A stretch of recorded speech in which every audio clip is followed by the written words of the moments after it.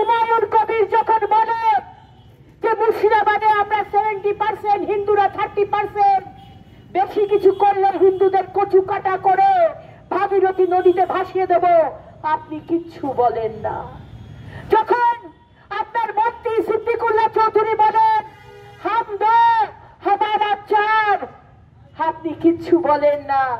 আপনার মন্ত্রী, আপনার মেয়র, যে মেয়রের চেয়ারে একদিন নেতাজি সুভাষচন্দ্র বোস বসেছিলেন, সেই চেয়ারে আজকে ফিরহাদ হাকিম একজন কনস্টিটিউশনাল পোস্ট থেকে উনি বলছেন আমরা মাইনরিটি, কিন্তু আমরা বেশি দিন নেই, আমরা মেজরিটি হয়ে যাব, আমরা সংখ্যালঘু, আমরা সংখ্যাগুরু হয়ে যাব, আর তখন আমরা বিচার চাইব না, আমরা বিচার দেব।